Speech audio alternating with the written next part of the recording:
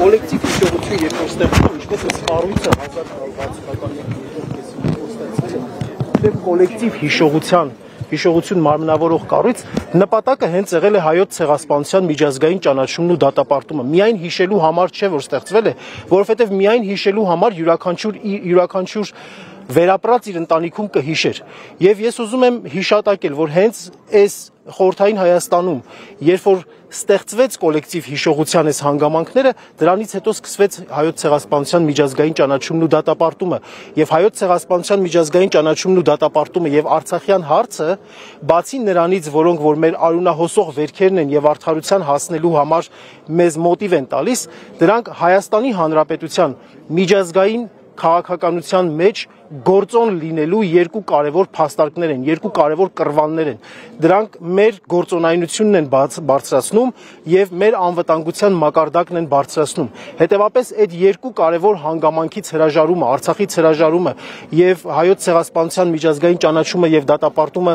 առաջնահերթությունից հեռացնելը Հայաստանի գործոնայնությունն է իջեցնում եւ Հայաստանի անվտանգության մակարդակն է նվազեցնում։ Ճիշտ հակառակը նրան, ինչ որ ասում են գործող իշխանությունները։ Պարոն Սողոմոնյան, քանի որ պատմաբան եք եւ խոսեցինք ցեղասպանության ու շահամալիրի կառուցման մասին խորհրդային ժամանակաշրջանում, ինչ ասաց Փաշինյանը Շվեյցարիայում հայ համայնքի հետ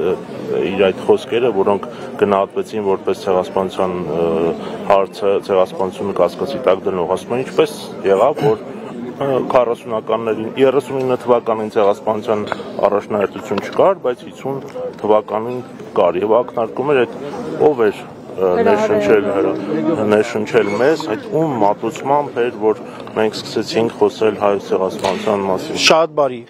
Ինքը ցանկանում է դրանով բնականաբար ակնարկանել, որ դա ոչ թե հայ ժողովրդի ներսից եկող հարց է, այլ դրսից հրավիրված, նա սուտ է ասում, որովհետև այո, հայ ժողովրդի արդարության հասնելու, իր մեծագույնի հանդեպ գործած մեծագույն ոճիրը դատապարտել տալու եւ պատժել տալու այդ մղումը խորհրդային ինչ որ ժամանակահատվածում լրացվել է։ Ուժով է լրացվել։ Ես ուզում եմ հիշատակել եւ դպրոցական դասագրքերում փառք Աստծո, որ մինչեւ հիմա դրա մասին նաեւ գրված է, որ 1926 թվականին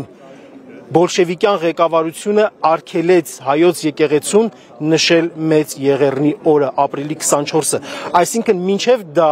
հայոց եկեղեցու գլխավորությամբ հայ ժողովուրդը, հայ համայնքը նշում էր դա, այսինքն այդ կոլեկտիվ հիշողությունը իր մեջ պահում էր եւ արդարության հասնելու ձգտումը կար, այո, խորհրդային բռնատիրության այն ամենաուժեղ շրջանում, ստալինյան շրջանում դա